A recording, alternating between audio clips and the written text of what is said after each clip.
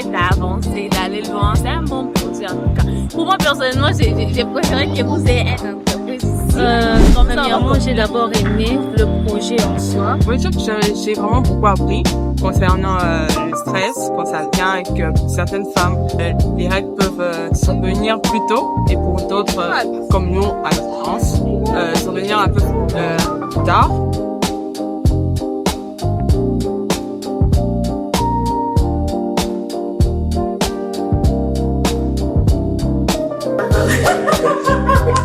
C'est une question-là.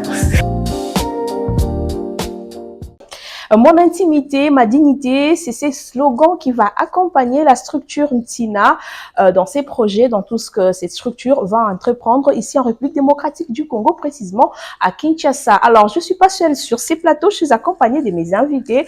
J'ai 3 invités sur mon plateau. On va commencer avec Madame Lisa Fortiné Biongo, qui est l'initiatrice de ces projets. Et puis, je suis avec Monsieur Joseph Biongo, qui est le coordonnateur de ces projets ici en République démocratique du Congo, et Monsieur Billy Kayembe, qui est le docteur et qui l'accompagne aussi la structure ici à Kinshasa. Alors, comme vous venez de l'entendre, la structure s'appelle Ntina. Donc, je vais commencer avec Madame Lisa. Pourquoi Ntina? Bonjour. Ntina, parce que Ntina veut dire objectif et a aussi une connotation de valeur. Alors, j'ai choisi ce terme et ce nom parce qu'on est toujours un projet, en fait, quelque chose en travail. C'est-à-dire qu'il n'y a pas de fin, c'est-à-dire qu'on va avoir un objectif après un autre, après un autre, après un autre, car Ntina a une vouée internationale. D'accord, pourquoi ces slogans?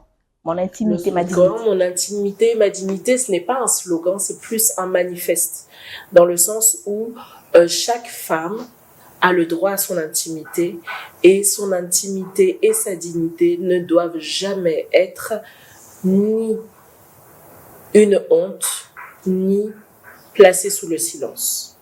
D'accord. Alors, vous avez parlé de la femme, Ntina, valeur. Donc, on veut comprendre pourquoi vous avez voulu prendre que l'aspect de la femme précisément dans Ntina. Parce que c'est l'appel que j'ai senti. C'est-à-dire que je suis moi-même une femme, j'ai 3 filles, l'une adulte et 2 autres adolescentes. Et cette idée m'est venue lors de la préparation de nos bagages pour venir ici en vacances à Kinshasa cet été. Et je me suis demandé comment nous allions faire lors de nos règles, lors de notre période de menstruation, comme vous aimez à dire ici. Et me posant cette question, je me suis dit, mais en fait, c'est ce que je dois faire, parce que comment font-elles? J'en ai parlé un petit peu autour de moi et j'ai appris et j'ai vu que certaines jeunes femmes, jeunes filles, peuvent rater jusqu'à un mois de cours de classe par an, ce qui est énorme. Et là, il en va d'autre chose que juste de la honte, que d'avoir une tâche parce qu'on saigne, ou de souffrir pendant ces règles. Il en va aussi de l'éducation qui est aussi proposée à nos filles et aux femmes dans le monde, parce que ça n'est pas non plus l'apanage de Kinshasa. Mais voilà, c'est le lieu où j'allais, c'est le lieu qui m'est cher, de par partie de ma culture d'adoption. Et j'ai une très grande attache à ce pays. Pourquoi Kinshasa d'ailleurs? Vous en parlez. On comprend que ce ne sont pas vraiment vos origines, mais pourquoi Kinshasa? Quel est cet attachement spécial que tu as avec la jeune fille ici au Congo? Alors, mes filles sont moitié quinoises, on va dire. Hein. Donc, j'ai épousé un merveilleux mari qui est à côté de moi, Joseph Biongo ici, il y a près de 19 ans. Et avant ça, j'ai vraiment grandi même spirituellement autour de personnes originaires du Congo et plus précisément des gens qui avaient évolué aussi à Kinshasa. J'ai toujours voulu venir visiter cet endroit. Quand nous nous sommes mariés, j'ai pendant des années littéralement tanné mon mari pour venir. Et nous sommes venus pour la première fois il y a 2 ans.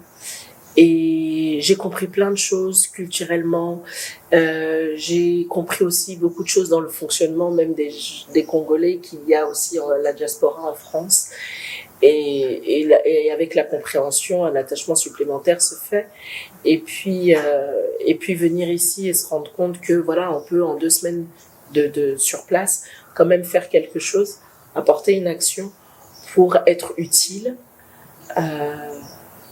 Pour moi, c'était tout décidé. Quelle est cette action que vous avez apportée finalement? Alors, l'action apportée a été de se dire, je me suis dit, bon, comment font-elles? Parce que je sais qu'il y a un énorme problème aussi de gestion des déchets. Il ne suffit juste d'aller 2 rues plus loin et on le voit. Et donc, je me suis dit, mais moi, je ne veux pas que nos affaires se trouvent comme ça dehors sur la voie publique. Et alors, ce qui a été décidé, c'est l'idée que j'ai eue, c'est que je me suis dit, mais oui, il y a des culottes menstruelles. Et alors, pourquoi ne pas en fournir? J'ai apprécié cette idée que j'ai eue parce que ça a été très ciblé, c'est précis et c'est quand même universel. Donc, je ne veux pas être dispersée, je préfère commencer et étant coach moi-même, on est vraiment friand de la méthode des petits pas, c'est-à-dire je commence avec ça, j'entends les besoins aussi des jeunes filles et des jeunes femmes que je vais rencontrer et en fonction de leurs besoins, si moi je peux apporter une réponse, eh bien j'apporterai une réponse à Alors, dans tout ça, l'objectif et la mission de Ntina, c'est quoi exactement? De la dignité aux femmes, c'est briser le tabou autour des règles et leur permettre de vivre cette période de la façon la plus confortable possible et la plus affirmée possible. Alors, vous parlez des culottes, j'espère que ça a dû chercher des mobilisations, vous avez fait ce fonds propre. Comment ça s'est passé cette mobilisation autour de ces projets, aussi bien localement qu'à l'international? Alors, ça a commencé en France. Non, ça a d'abord commencé avec notre cher docteur Billy Kayonde ici, à qui j'ai parlé parce que quand j'ai pensé au projet, je ne pouvais pas imaginer ce projet sans avoir un médecin à mes côtés parce qu'il s'agit quand même de sujets qui traitent de la gynécologie, donc je devais savoir s'il était partant et il a été partant tout de suite, sans surprise. Et ensuite, je travaille dans une entreprise extraordinaire pour laquelle je suis très reconnaissante. Et j'en ai parlé dans mon entreprise pour pouvoir prendre des conseils. Et j'ai trouvé une mine d'or de conseils, de disponibilité, même au plus haut niveau de l'entreprise, et de personnes vraiment bienveillantes qui m'ont donné énormément de conseils pour faire les choses et qui m'ont permis de vraiment me donner, me structurer et créer une cagnotte en ligne aussi sur leurs conseils, me disant qu'ils allaient participer et ils ont massivement participé à cette cagnotte de façon à ce que le projet puisse voir le jour. L'association a été créée en France et elle est en cours de création à Kinshasa. Et c'est là par contre notre première action, notre pilote. Nous avons également, je voulais travailler d'abord pour pouvoir offrir à des jeunes filles de Massina une partie, la moitié, et à des jeunes filles à l'université, celles qu'on pouvait trouver, une autre moitié. Nous étions partis sur 100 culottes menstruelles. Malheureusement, l'organisation et les embouteillages ont eu raison de Massina pour cette fois-ci. Ouais.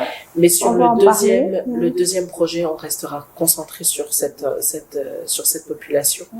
Et en fait, c'est créer une chaîne humaine. C'est-à-dire que j'ai eu des conseils, j'ai eu des personnes autour de moi, mon mari qui est trésorier de l'association en France, mon amie Gladys Costa, qui est secrétaire de l'association en France, et ici, avec toi Astrid et avec Billy, des relais ici pour pouvoir travailler et faire grandir le projet et puis nous rendre utile auprès des gens. D'accord. Alors vous venez de citer le Dr Billy, je vais d'ailleurs poser cette question.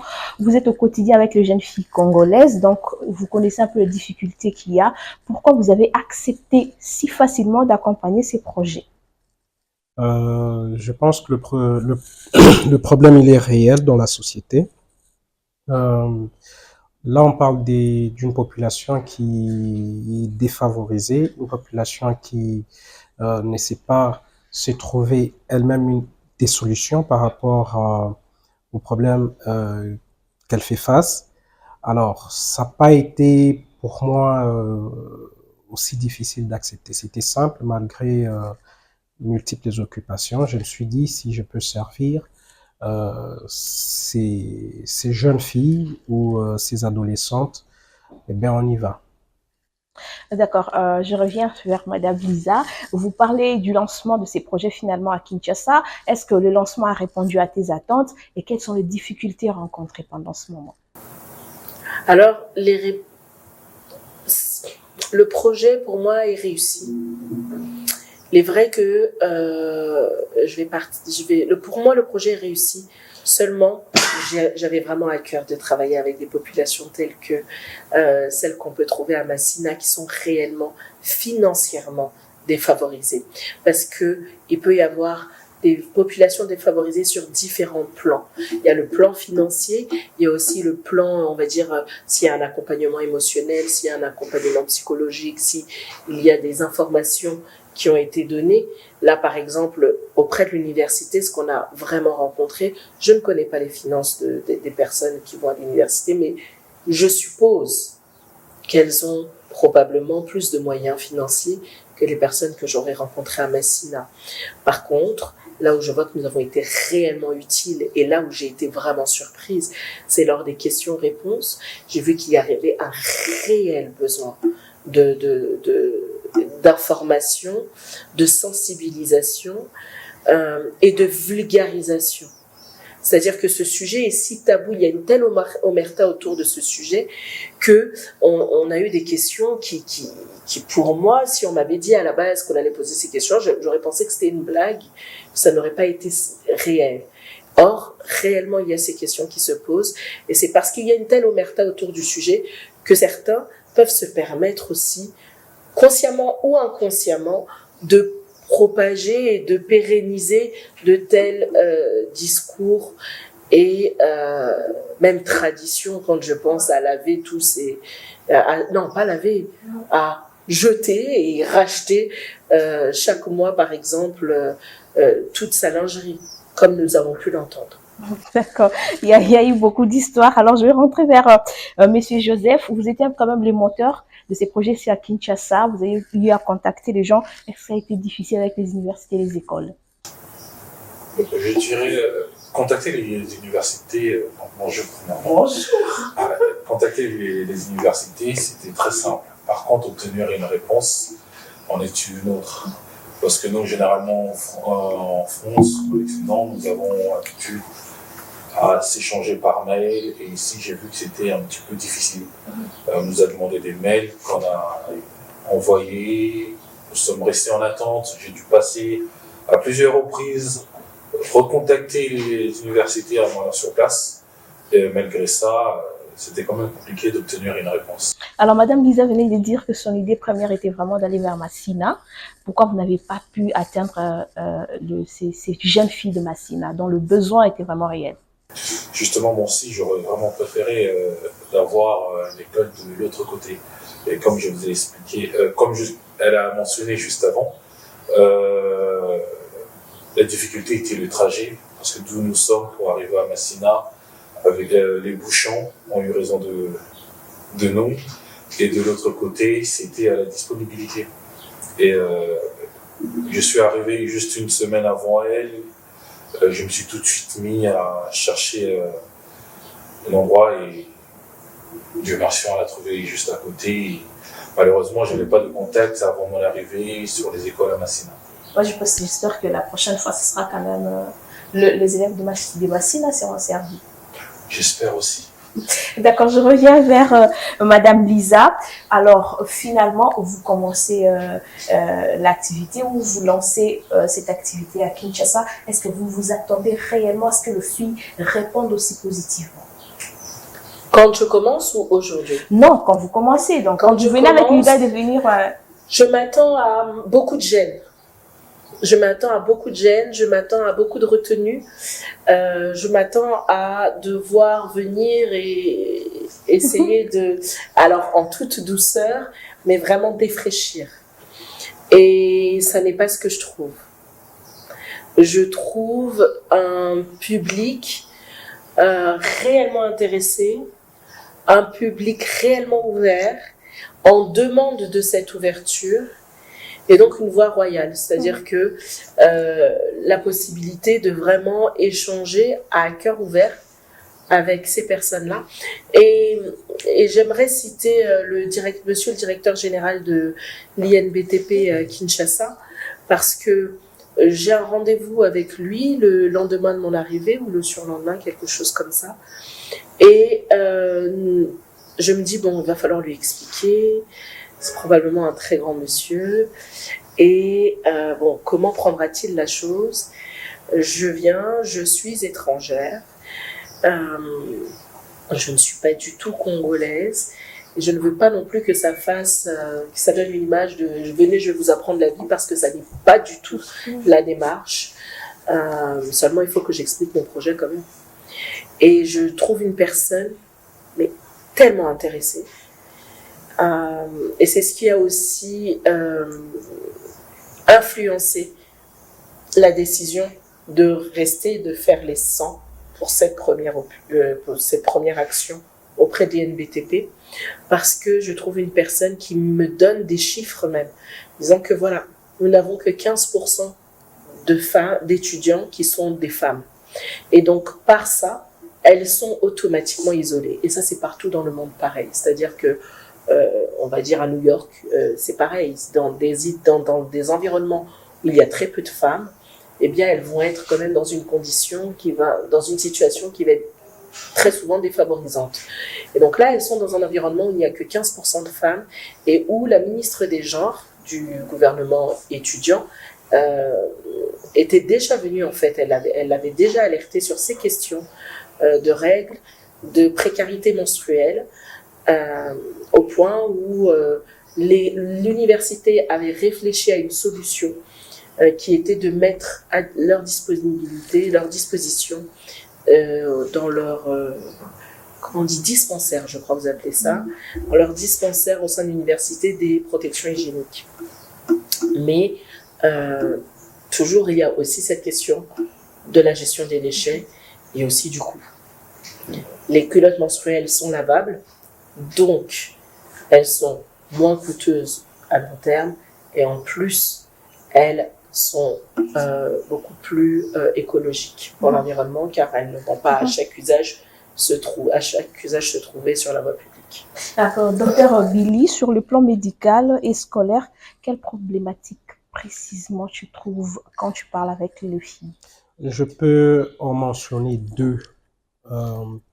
Premièrement, les règles douloureuses. OK? Et ensuite, il y a eu les métrorragies. Alors, ces filles devraient comprendre que pour certaines, c'est normal, et pour d'autres, c'est pas normal.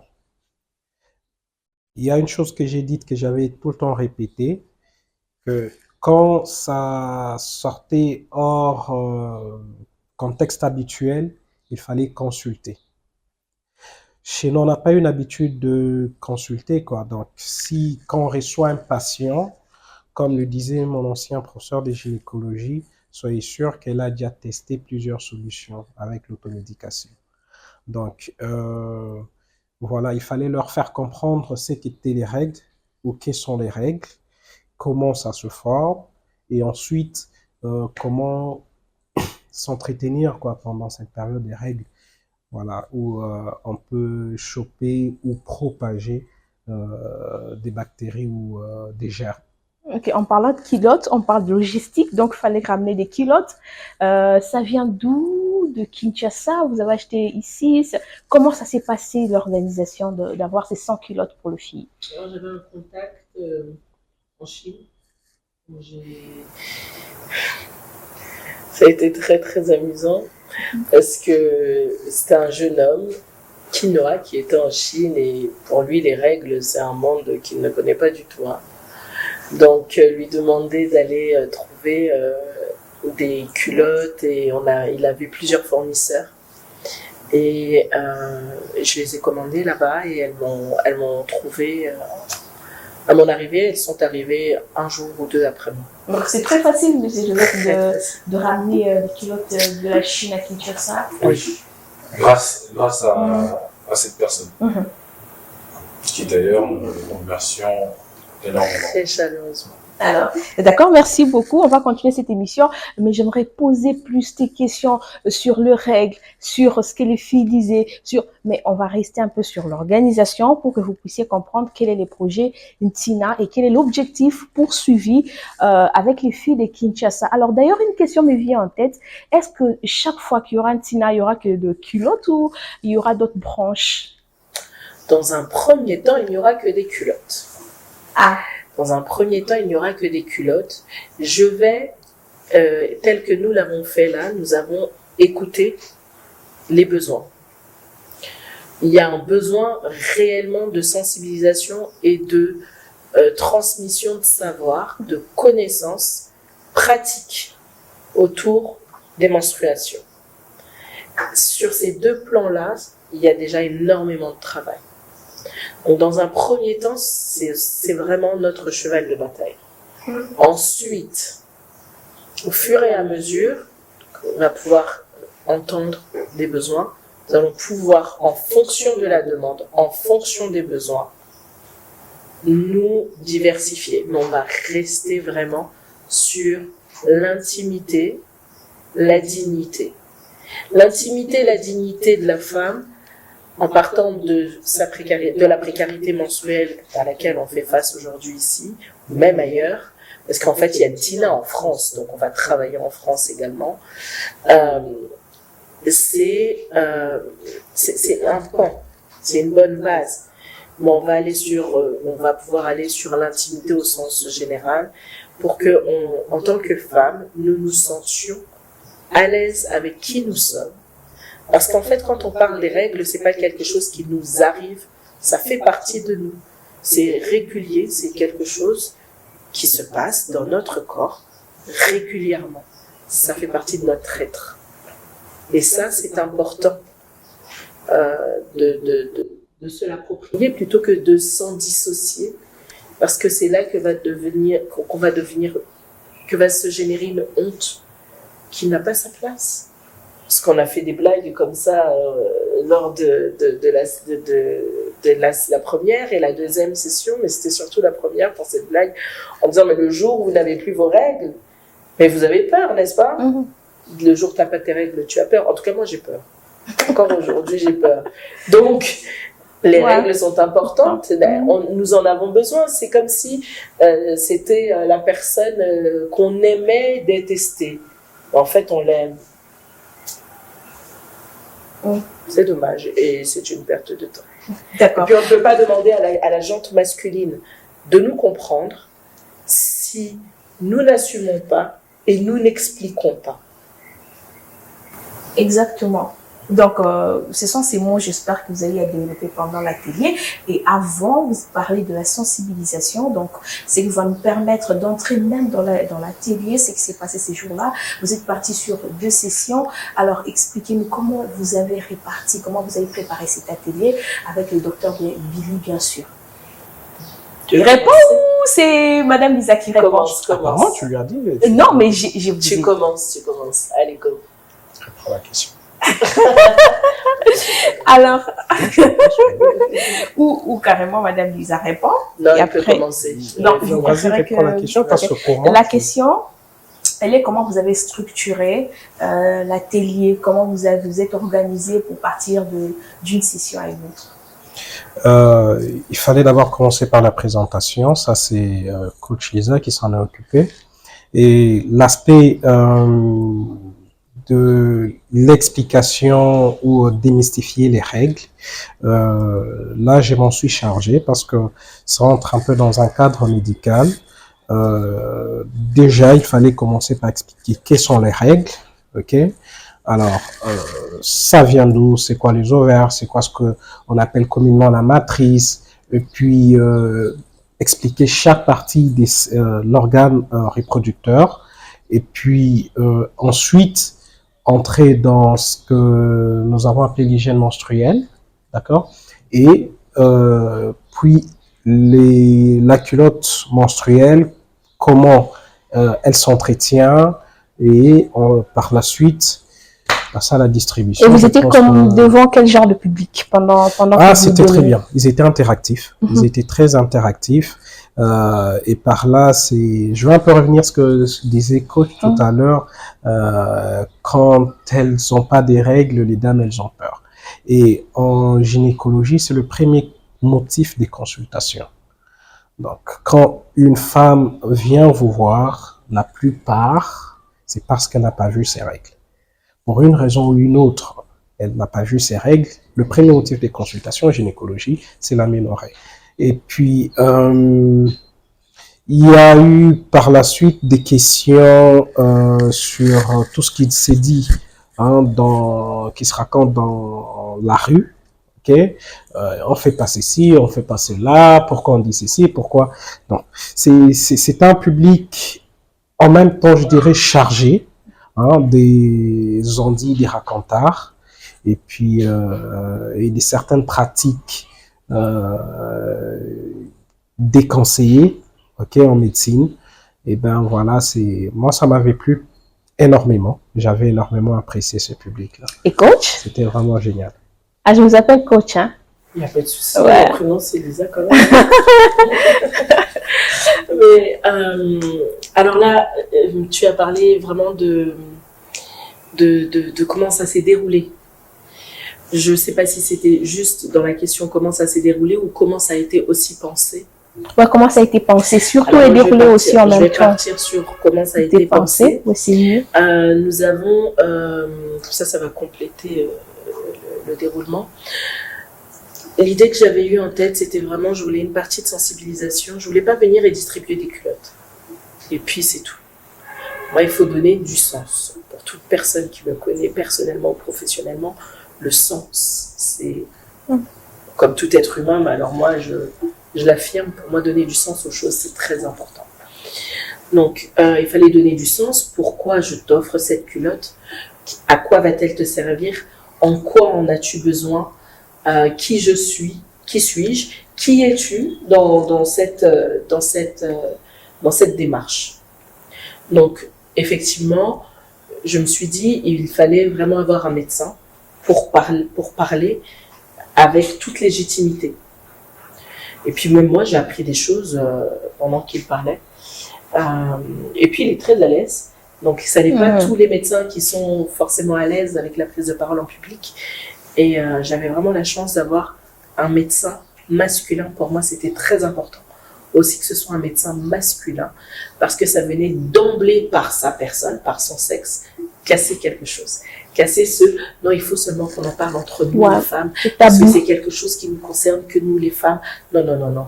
Là, moi, je viens, j'introduis l'association et je laisse un homme, un jeune homme, parler.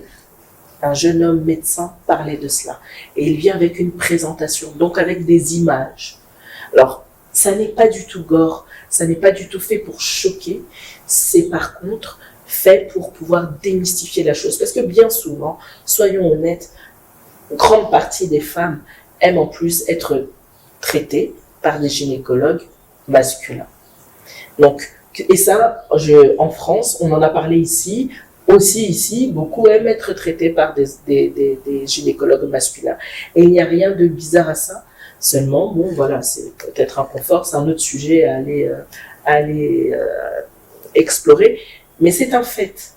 Donc, c'était vraiment super de pouvoir avoir un médecin homme pour pouvoir parler. On a parlé un petit peu ensemble pour vulgariser au maximum le sujet. Pour pouvoir rendre ce thème accessible à nos publics. On avait déjà travaillé, donc la présentation même pour Massina est prête. On a déjà travaillé sur les deux, parce qu'en fait, ce ne sont pas la même population, ça n'est pas la même population, le même public, de par l'âge déjà. Pour Massina, je cible plutôt des gens autour de 14 ans. Et là, nous étions face à un public qui était déjà à l'université. Et donc, voilà, pensez ça. Pensez aussi à un moment d'animation. C'est-à-dire, en fait, de questions-réponses, d'un moment vraiment interactif, et afin que ce ne soit pas juste du top-down, comme on dit, c'est-à-dire que nous parlons, vous écoutez, vous prenez des notes, on vous donne la culotte, merci, au revoir. Vraiment pouvoir les entendre, ce qui est aussi très précieux pour nous, dans le sens où c'est là qu'on peut récupérer aussi les besoins. C'est là qu'on peut comprendre aussi notre public. C'est là qu'on peut aussi, ça va être une base de travail quand on va rentrer pour pouvoir ajuster notre discours. La culotte menstruelle, est-ce qu'on cherche aussi à proposer peut-être, ça rejoint un petit peu la question que vous me posiez tout à l'heure, que tu me posais tout à l'heure, est-ce qu'on va aussi ajouter peut-être d'autres solutions pérennes, d'autres solutions telles que, je sais pas, il y a aussi la cup ou d'autres choses, pouvoir explorer en fonction de leurs besoins et des retours. C'est parce que nous leur avons aussi demandé des retours sur l'usage de la culotte, savoir comment elles la vivent au jour le jour. D'accord. Alors, vous parlez de tabou, c'est d'ailleurs l'un des objectifs d'Intina. Est-ce que vous, quand vous êtes devant ces jeunes filles, vous sentez réellement le gêne, quoi? Est-ce que les filles sont gênées que vous puissiez venir avec des mots? Je vous ai même entendu à un moment donné dire pendant la télé, je vais vous choquer. Est-ce que vous sentez que les filles sont choquées d'entendre prononcer ces mots, règles, sang? Alors oui, c'est vrai que j'avais été fort un petit peu, voilà, j'avais été en mode, c'était sur la première, parce que je me suis dit, on est là pour ça, autant y aller. Hein. Et je leur ai dit oui, effectivement, on va parler de règles, on va parler de sang qui coule. Pourquoi ? Parce que c'est ça le sujet et c'est ça réellement qui se passe. J'ai senti une réelle, je ne sais pas si je vais dire une gêne ou je vais parler de ce que on aime bien dire ici, la pudeur. Ouais, c'est le terme qu'on aime donner. Seulement, après, je ne sais toujours pas, ça c'est aussi un travers du coach, c'est-à-dire que je peux pas venir avec des croyances et des affirmations fortes si j'ai pas vérifié et je n'ai pas vérifié. Si c'était de la gêne, de la honte ou de la pudeur seulement. Je pense que la pudeur est quelque chose aussi qu'on apprend à nos enfants, donc aussi à nos filles, et elles grandissent avec cela. Est-ce qu'on leur apprend à avoir honte ou est-ce qu'on leur apprend à simplement être pudique ? Je ne sais pas.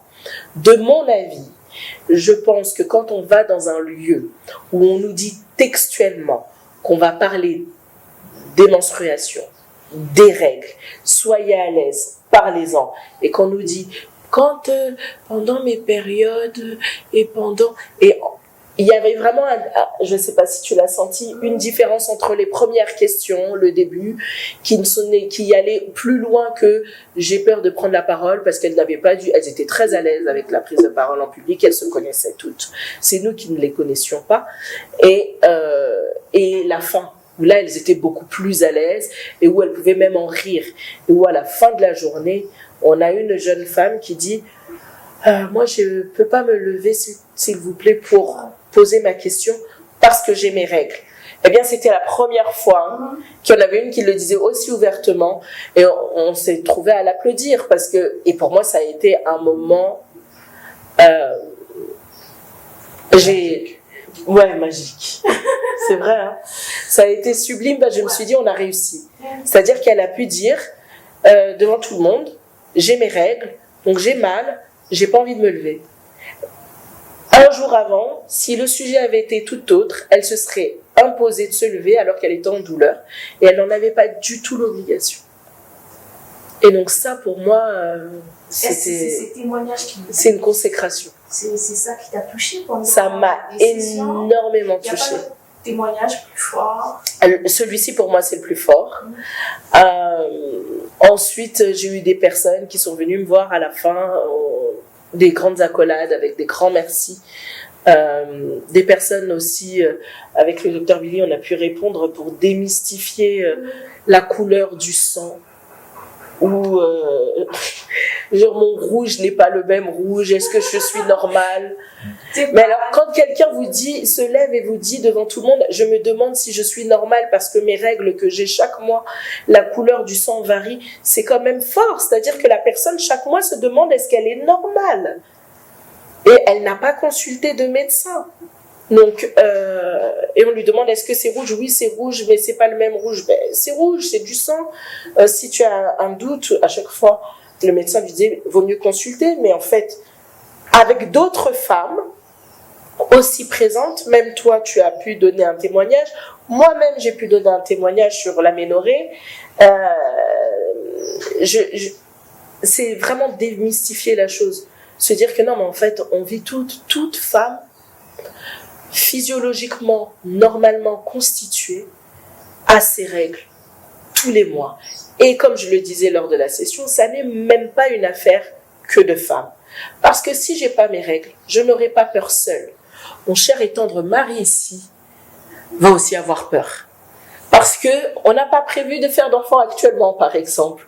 C'est tout bête, mais en fait, c'est un sujet de société qui concerne et les femmes, mais aussi les hommes.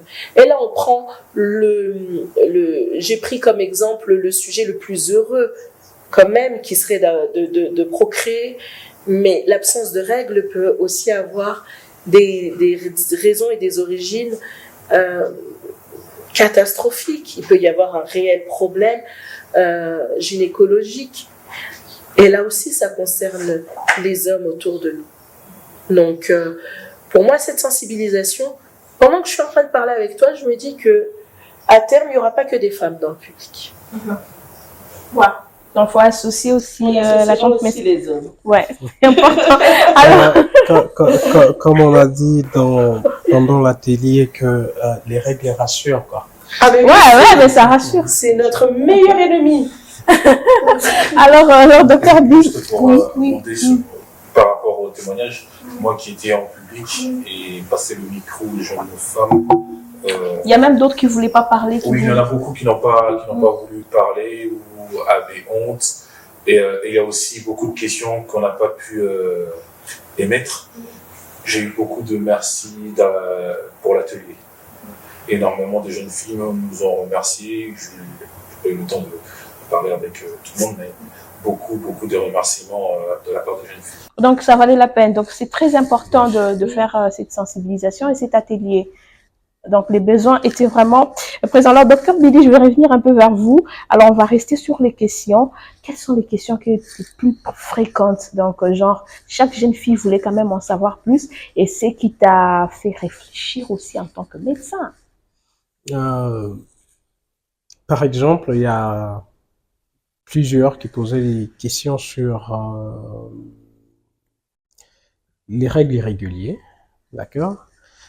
J'ai pas vu mes règles le 6, alors que la plupart des fois je vois les 6, le mois prochain je vais voir le 10, donc le retard des règles. J'ai parlé des deux questions précédemment, ok, les aménorrhées, le métrorragie.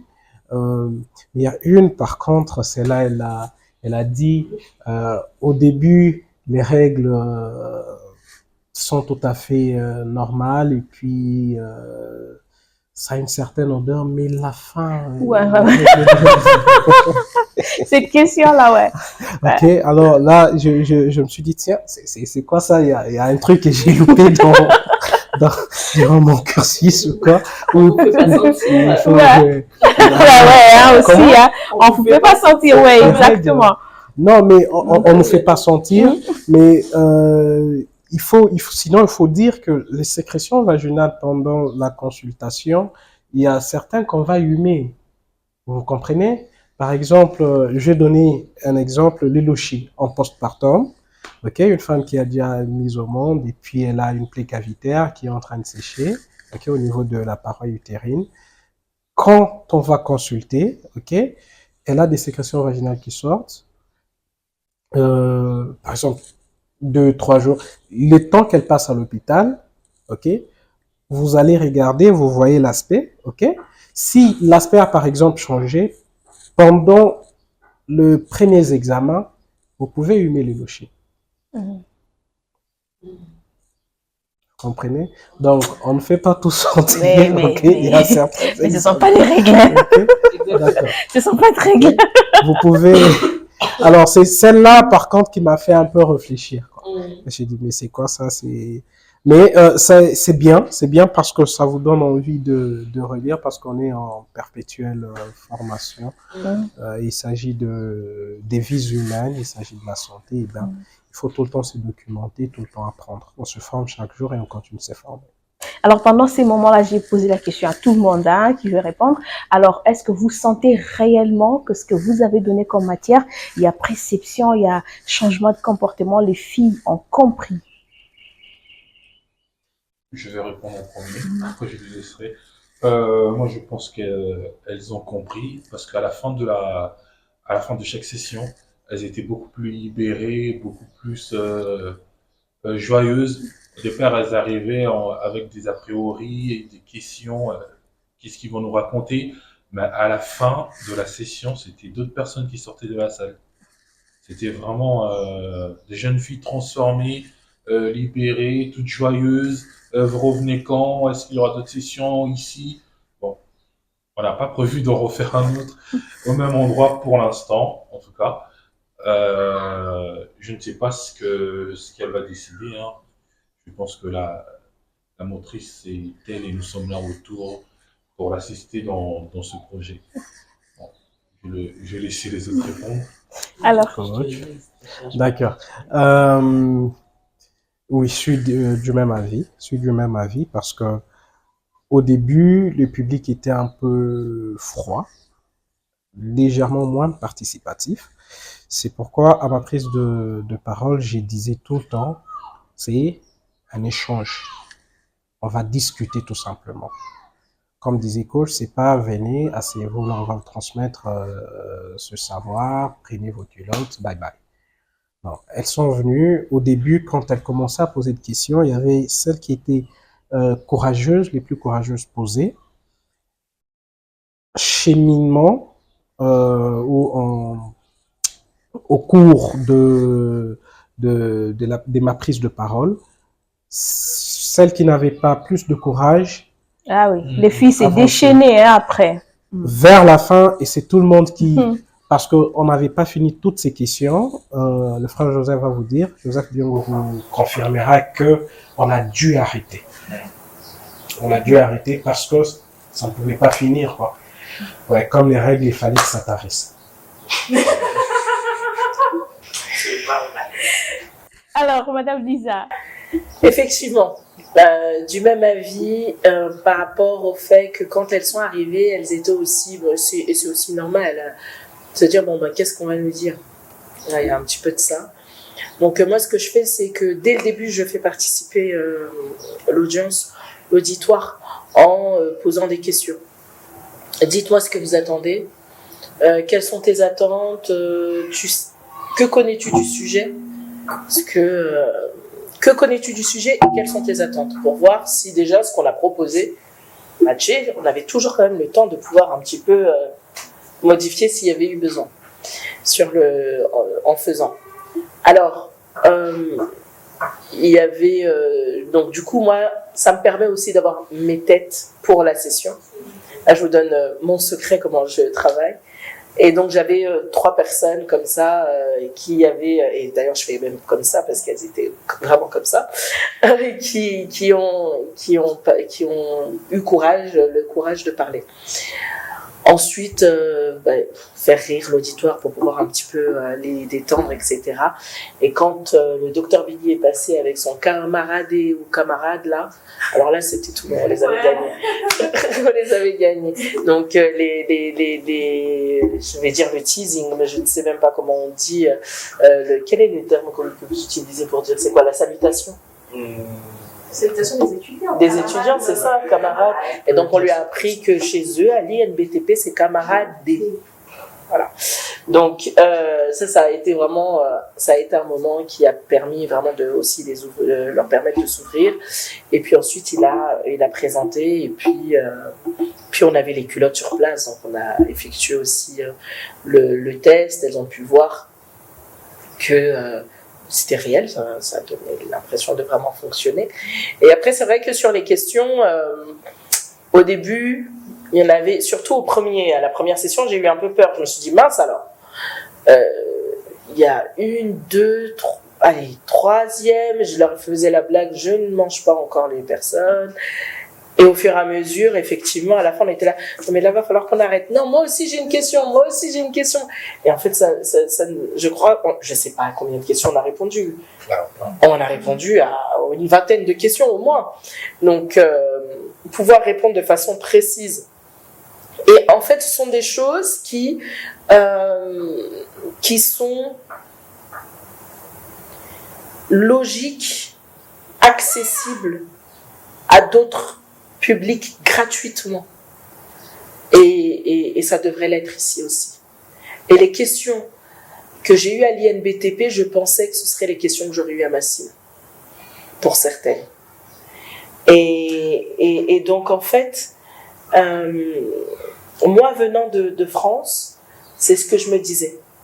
Et en fait, non. Et c'est là où, clairement, ravi de pouvoir apporter une aide, ravi d'avoir choisi un sujet aussi précis, ravi d'avoir travaillé avec cette équipe et de la façon dont ça s'est déroulé et passé, parce que c'est un projet où je n'ai pas senti de tension. C'est un projet où j'ai senti de la bonne volonté et de la bienveillance de toutes les parties prenantes. Et ça, c'est extrêmement important de le souligner. Et c'est vraiment un projet qui m'a... je suis vraiment contente. Enfin, pour moi, le sentiment d'utilité, je sais pas pour vous autres qui faites partie de l'équipe, il est vraiment fort. Alors moi, je vais quand même en parler aussi parce que j'ai interviewé quelques filles. Alors la partie où elles vont recevoir les culottes, ça c'est un soulagement en termes de budget, en termes de économie et tout. Mais par contre, la partie de sensibilisation a été très très importante parce que les filles se disaient j'ai pas d'argent peut-être pour aller me faire consulter, mais là tout de suite je comprends que j'ai pas de problème, c'est tout à fait normal. Et je jure qu'il y avait la joie, le soulagement, comme M. Joseph le disait tout de suite là, même sur le visage des jeunes filles, tu vois qu'elle est soulagée, elle est dégagée. Et non, mais je pensais que j'étais malade, mais c'est normal. Et là, je me dis, tiens, ça valait quand même la peine de... J'en ai plusieurs qui sont venus me voir à la fin, qui sont venus jusqu'à l'estrade. Me dire vraiment merci beaucoup. Ouais. Alors j'ai eu un surnom maintenant, c'est Maman Tina. Maman Tina, Maman Tina, merci beaucoup. Et elles m'ont réellement remercié chaleureusement. Et bon, moi je suis très tactile, donc câlin. Et voir en fait cette joie sur leur visage, effectivement, c'était très gratifiant. Maintenant, tu posais la question de est-ce que elles vont changer dans leur façon de faire? Je ne sais pas pour l'instant, mais je pense qu'il y a eu une réelle prise de conscience qui s'est passée à ce moment-là. Et prenant conscience, des changements vont s'opérer pour sûr. Alors, j'aimerais te poser à toi une question. Parle-moi, pendant que les filles parlaient, il y avait des petites anecdotes, des trucs que tu faisais tout le temps. Qu'est-ce qui t'a plus touché? Qu'est-ce que t'as retenu? Parce que tu étais là en mode, non, mais c'est quoi ces trucs? Faut que je réussisse à jokeriser mon visage. Non, mais c'est vrai qu'il y avait des questions qui...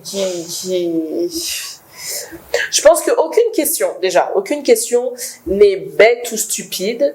Toutes les questions avaient vraiment raison d'être. Non, je comprends, mais c'était important pour moi de le redire. Et c'est vraiment important qu'on partage cette phrase. C'est-à-dire qu'aucune question n'est bête ou stupide, elles avaient toutes raison d'être. Ça, c'est la première chose. Après, c'est vrai que pour moi qui suis, on va dire, éduquée sur le sujet, parce que j'ai eu une vie gynécologique avec mes règles de je t'aime moi non plus très compliquée jusqu'aujourd'hui, et ça fait une trentaine d'années que je les ai. Donc je m'y connais, c'est-à-dire qu'on a pu échanger, il voit que je connais le sujet. Maintenant, mes connaissances, automatiquement, je les transmets à mes filles. C'est-à-dire que moi, j'ai pu réagir, mais je pense que ma fille Elina, qui était présente aussi et qui a aussi participé au projet, elle aussi était étonnée de certaines questions de personnes qui étaient un peu plus âgées qu'elle et qui pouvaient poser la question de, je ne sais pas moi, est-ce que Question sur l'eau chaude, là, c'est pas... Ah oui. Ah ben ça, par contre, par exemple, c'est ma fille Edina qui a vraiment répondu, qui a été voir la jeune femme pour lui dire, non mais moi j'ai le même problème, c'est pas vrai, tu peux utiliser de l'eau chaude. C'est-à-dire que la question c'était, on nous dit que pendant qu'on a nos règles, il y en a deux. On peut pas boire de l'eau chaude. Pourquoi? En fait, jusqu'à maintenant, j'ai pas compris pourquoi. Ouais. Alors, ça, c'est quelque chose qui m'a extrêmement surprise. En France, que tu aies tes règles ou que tu n'aies pas tes règles, si tu aimes boire du café qui est de l'eau chaude mélangée à du grain de café, eh bien, tu bois ton café. J'ai eu aussi la question de est-ce qu'on a le droit de se faire le shampoing? Je crois que celle-ci, c'est ma collector. Est-ce qu'on a le droit de laver ses cheveux pendant qu'on a ses règles? Déjà, humainement, on a ce sentiment de ne pas se sentir propre quand on a ses règles. Et ça on n'y peut rien. C'est comme quand on a une plaie, on veut la nettoyer. Bien, quand il y a quelle que soit la texture ou de la chose qui peut sortir de notre corps, eh bien, c'est de la salive, on a envie de l'enlever, de la nettoyer. Et c'est pareil pour les règles. Et donc là, de se dire, je ne peux pas me laver les cheveux parce que j'ai mes règles, je pense, et c'est ça qu'on leur a aussi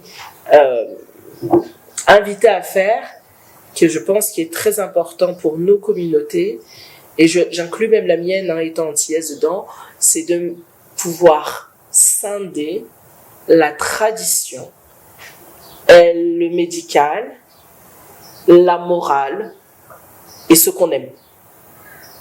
Nos pratiques que nous on aime. Parce que de par la tradition, on va nous dire des choses, et c'est comme ça que j'ai pu donner l'exemple des traditions complètement différentes postpartum entre ce qui se passe ici au Congo et ce qui se passe chez moi aux Antilles. On va vous mouiller tout le corps avec de l'eau très chaude pour pouvoir enlever les caillots de sang, etc. Moi, j'ai fait 4 enfants. Je ne me suis jamais lavée avec de l'eau chaude. Alors, et je n'ai jamais eu de problème. Et on ventre plutôt plat, bien. Donc, et aux Antilles, contrairement à ce qui se passe ici, on dit que pendant 40 jours, l'eau ne doit pas toucher la tête d'une personne. J'ai donné cet exemple-là pour dire que je ne pense pas que ce soit aux Antilles qu'on ait raison sur le fait qu'on n'a pas touché la tête d'une personne, ou que ce soit au Congo qu'on ait raison parce qu'il faut se laver, etc. Je pense que ce sont des us et coutumes et que chacun décide de ce qu'il fait, mais il ne faut pas en faire du médical. Il faut pouvoir bien scinder les choses. Et comme ça, chacun peut avoir aussi la décision de ce qu'il pratique ou de ce qu'il ne pratique pas. C'est important de laisser l'être humain décider pour lui-même. D'accord. Alors, nous sommes pratiquement à la fin. Il y a une ou deux questions que je vais poser à Madame Lisa. Comment percevez-vous l'avenir du projet Ntina après Kinshasa? Alors, il y a après Kinshasa, encore Kinshasa. Je pense que nous allons revenir pour continuer ces distributions. Nous allons aussi travailler étroitement ensemble. Je sais que et vous et nous avons des vies personnelles, sociales et professionnelles chargées, mais il y a un réel besoin. Donc nous allons réellement travailler ensemble pour pouvoir pérenniser la chose. Le but, ça n'est pas que ça ne se passe que à chaque fois que moi je suis là. Le but, c'est que nous puissions mettre en place une structure qui fonctionne avec ou sans moi sur place, sur le terrain. Je viendrai autant que possible pour pouvoir être sur le terrain parce que moi, c'est ce que j'aime. Toute la partie de préparation, si je sais que je suis là à la partie finale du terrain, c'est là que je vais avoir la plus grande même motivation, etc. Mais après, ça demande un coût qui n'est pas négligeable et qui va peser aussi sur l'association in fine. Donc, pour moi, la façon d'être le plus efficace, c'est de pouvoir mettre en place, de former sur place aussi des personnes qui pourront aussi aller pour que J'ai encore une idée que je partagerai avec vous à la fin de l'émission, pour que même si Dr Billy est pris ou moi je suis prise, que ça puisse se dérouler. D'abord, un petit mot pour les donateurs. Ah oui, les donateurs, sans vous, ce projet était impossible. Il était mort avant même de commencer. Je vous remercie du fond du cœur pour votre confiance. Je remercie les donateurs chacun qui ont donné. Je remercie de tout mon cœur mes collègues qui ont cru en mon projet, qui m'ont ému aux larmes à venir jusqu'à mon bureau pour me dire c'est super ce que tu fais, à m'envoyer des emails, à me coacher même sur mon storytelling, à avoir auprès des écoles ici. Vraiment, ce sont des personnes qui sont importantes, en plus dans notre organisation qui est une organisation mondiale, la première de son secteur, mais ils ont pris le temps et j'ai un remerciement très très très chaleureux à une personne que je vais me permettre de nommer qui est Blanca Yuti, qui est notre CCO au sein de notre entreprise, de notre groupe et qui, je me permets de donner son nom parce qu'elle a partagé même sur ses réseaux afin de vraiment créer une dynamique autour de ce projet qui était un projet personnel d'un point de vue de ma vie professionnelle, mais elle a été réellement une source d'affirmation du projet. Sincèrement, je ne pense pas que je l'aurais mené de la même façon sans son soutien. Et je tiens réellement à remercier une jeune fille qui a accepté de se prêter au jeu de l'interview lors de la création et de la mise en place de tout ce projet. J'ai nommé Ati. Et donc, merci d'avoir accepté de répondre aux questions, de t'être ouverte et livrée pour ce projet. Merci infiniment. Donc vraiment, merci à chacun. Merci à ma famille. Vous savez, quand vous créez cette cagnotte, quand je crée cette cagnotte, je reçois un mail en disant, voilà, votre cagnotte. Quelques jours après, ça m'a pris 4 jours. Quelques jours après, cette cagnotte a été mise en ligne. Et dans le mail de confirmation, le site nous dit bien, ne vous attendez pas au soutien de vos proches directement, parce que dans un premier temps. Donc, je pense que c'est statistiquement parlant, ils ont dû voir que le soutien vient d'ailleurs au début. Et moi, j'ai écrit à ma famille, en fait, ils ne connaissaient pas ma famille, parce que les premiers soutiens, ce sont mes sœurs, mes belles-sœurs, mes cousines, vraiment, ma famille fortunée. Je vous aime et je vous remercie parce qu'en fait, c'est ce qui a donné aussi de l'élan au projet et aux donations. Donc vraiment, je suis vraiment reconnaissante. Ce que je vous disais tout à l'heure, ce que je te disais, c'était qu'en fait, tout au long du projet, grâce à Dieu, il n'y a eu que de la bienveillance et du soutien.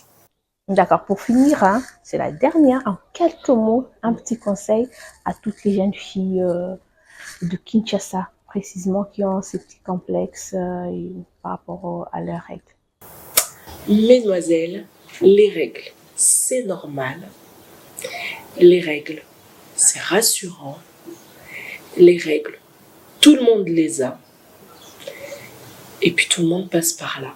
Alors plutôt que de s'en cacher, parlons-en, partageons avec nos autres sœurs, je vais dire, pour pouvoir apprendre, poser des questions, voir, nous sommes plusieurs à avoir la même chose et nous sommes très bien, peut-être qu'il n'y a pas de problème, faisons des recherches et aussi parlons-en aux hommes autour de nous. Nous n'avons pas parlé pendant l'émission de l'aspect hormones, mais il y a des hormones qui sont un petit peu en folie pendant ce moment-là.